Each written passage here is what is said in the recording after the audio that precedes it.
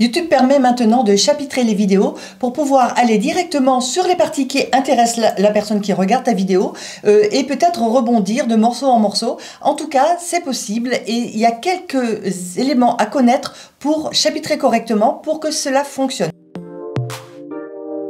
Quand tu chapitres tes vidéos, tu donnes aussi de l'impact au référencement de ta vidéo sur YouTube, mais pas que, sur Google aussi. Donc, on va utiliser des mots-clés. Je vais te montrer tout ça comment. Donc, c'est parti, c'est maintenant, direction YouTube. Pense aussi à t'abonner à ma chaîne YouTube pour recevoir les prochaines publications.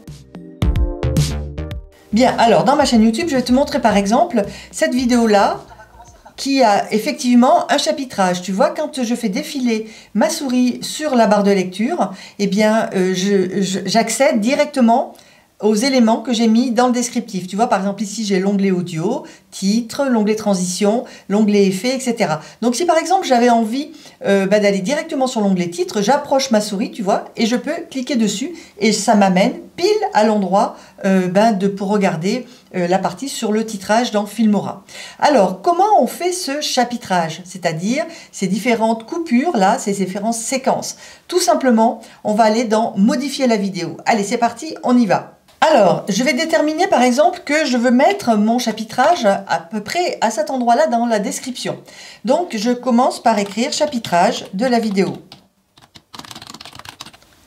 Voilà. Et maintenant, on arrive à l'endroit très très important, le premier élément incontournable et absolument à connaître. Il faut absolument, et c'est impératif, démarrer par 00 pour que ça puisse être pris en compte par YouTube. Ensuite, je vais reprendre le titrage de la vidéo parce que dedans il y a des mots-clés, donc c'est important de les mettre à l'intérieur parce que ça va aider au référencement de ta vidéo. Tu n'as plus qu'à regarder en amont dans ta vidéo à quel moment tu es passé d'un chapitre, enfin d'une partie à une autre, et puis tu vas l'indiquer ici avec là aussi deux nouvelles conditions. Alors les deux conditions complémentaires vont être qu'il faut absolument avoir 3 lignes dans le chapitrage, donc on y va, je vais mettre mes 3 lignes.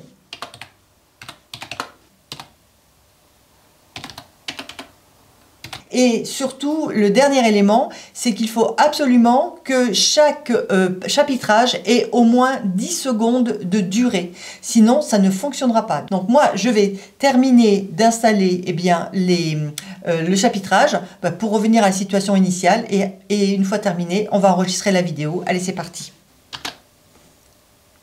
Voilà, donc là j'ai recopié les éléments pour que ma vidéo fonctionne, que je revienne à l'état d'origine, et là j'appuie sur enregistrer, et effectivement quand j'enregistre ma vidéo et que je vais la regarder, ici tu vas avoir, hop, à nouveau le chapitrage tel qu'on l'a défini en bas dans le descriptif de la vidéo.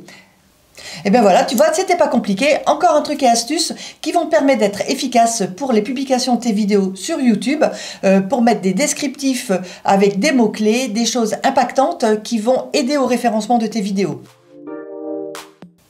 La question du jour que je me pose et que je te pose, c'est que le mot timestamp qui est utilisé par les anglo-saxons, moi je le traduis par le mot chapitrage. Aurais-tu une meilleure idée? Comment toi tu utiliserais ce mot timestamp si tu dois le mettre à l'intérieur des descriptifs de ta vidéo?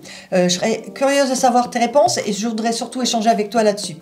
Maintenant, si tu as envie d'en savoir plus, si tu veux avoir d'autres idées que je peux te montrer, d'autres trucs et astuces, eh bien écoute, je mets à ta disposition une vidéo pour cela. Et puis surtout, pense à bien t'abonner parce que c'est important pour recevoir les prochaines notifications. Il faut que tu appuies aussi sur la petite cloche. Je te dis à bientôt, salut!